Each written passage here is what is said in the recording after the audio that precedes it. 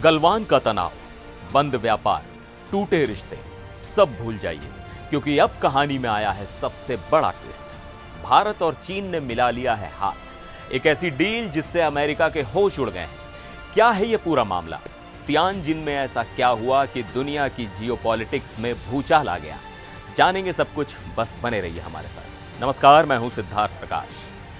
वो दो देश जिनके बीच 2020 में गलवान घाटी में खूनी झड़प हुई थी, वो दो देश जिन्होंने एक दूसरे के लिए दरवाजे लगभग बंद कर दिए थे, आज वही भारत और चीन एक नई दोस्ती की शुरुआत कर रहे हैं।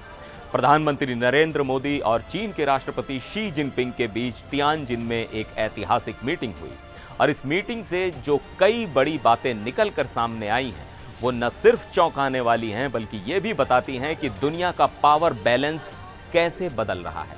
तो चलिए एक एक करके 5 पॉइंट्स में इन्हें आसान भाषा में समझते हैं। सबसे पहली और सबसे बड़ी बात, दोनों नेताओं ने माना कि अब वो दुश्मन नहीं बल्कि पार्टनर हैं। उन्होंने साफ साफ कहा कि हमारे बीच जो भी मतभेद हैं उन्हें विवाद नहीं बनने देंगे। ये एक बहुत बड़ा स्टेटमेंट है।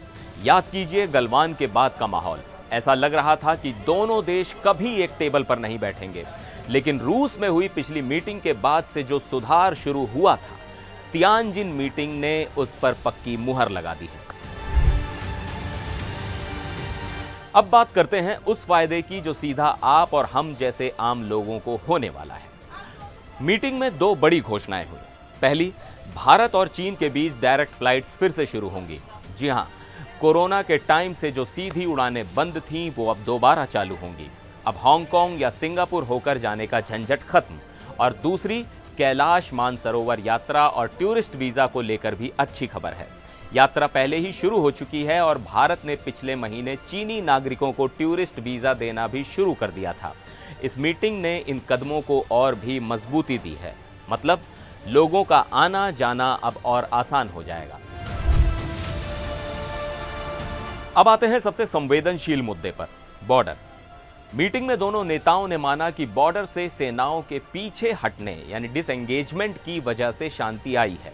शी जिनपिंग ने तो यहां तक कह दिया कि बॉर्डर के मुद्दे को पूरे रिलेशनशिप पर हावी नहीं होने देना चाहिए। उन्होंने कहा कि हम अच्छे दोस्त और पड़ोसी हैं और हमें लॉन्ग टर्म सोच के साथ रिश्ते को आगे बढ़ाना चाहिए।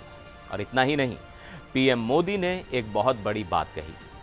उन्होंने कहा कि भारत और चीन को स्ट्रेटेजिक ऑटोनॉमी यानी रणनीतिक स्वायत्तता पर काम करना चाहिए। इसका सीधा मतलब है कि हम अपने फैसले खुद लेंगे, किसी तीसरे देश के चश्मे से अपने रिश्ते को नहीं देखेंगे। और यह इशारा साफ तौर पर अमेरिका की तरफ था। दोस्ती यारी अपनी जगह, लेकिन असली खेल तो इकोनॉमी का है और यहां दोनों देशों को जबरदस्त फायदा होने वाला है। मीटिंग के बाद यह तय हुआ है कि दोनों देश बॉर्डर ट्रेड फिर से खोलेंगे। सोचिए, इससे कितना व्यापार बढ़ेगा। भारत के ईवी सेक्टर यानी इलेक्ट्रिक गाड़ियों के बाजार में चीनी कंपनियों के लिए बड़े मौके होंगे। वहीं चीन को भारत का विशाल मार्केट मिलेगा। चीन ने भारत को यह भरोसा भी दिया है कि वो रेयर अर्थ मिनरल्स, खाद और टनल बोरिंग मशीन जैसी जरूरी चीजों की सप्लाई में भारत की मदद करेगा। यह भारत के इंफ्रास्ट्रक्चर के लिए बहुत बड़ी बात है। और अब आते हैं उस पॉइंट पर जिसने इस पूरी मीटिंग को एक ग्लोबल गेम बना दिया है। यह सब क्यों हो रहा है और अभी क्यों हो रहा है? तो इसका जवाब है अमेरिका।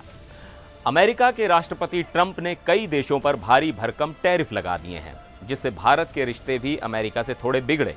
ऐसे में भारत का चीन के करीब जाना अमेरिका के लिए एक बहुत बड़ा अलार्म है। अमेरिका दशकों से कोशिश कर रहा था कि भारत और चीन, ये दो बड़ी अर्थव्यवस्थाएं कभी एक साथ न आए, लेकिन इस एक मीटिंग ने अमेरिका की सालों की मेहनत पर पानी फेर दिया है। भारत ने साफ संकेत दे दिया है कि वो अपने हितों के लिए किसी भी देश के साथ जा सकता है और किसी के दबाव में नहीं आएगा। तो तियानजिन में हुई ये मीटिंग सिर्फ दो नेताओं की चाय पर चर्चा नहीं थी, ये जियोपॉलिटिक्स की बिसात पर एक बहुत बड़ा मूव था। गलवान के जख्मों को पीछे छोड़कर व्यापार, टूरिज्म और स्ट्रेटेजिक पार्टनरशिप की एक नई इबारत लिखने की कोशिश है। लेकिन सवाल अब भी वही है, क्या ड्रैगन पर भरोसा किया जा सकता है? क्या ये दोस्ती लंबी चलेगी या ये सिर्फ अमेरिका को दिखाने के लिए एक रणनीतिक चाल है? आपकी इस पर क्या राय है, नीचे कमेंट्स में जरूर बताइएगा। फिर मिलेंगे एक और वीडियो में, तब तक के लिए नमस्कार।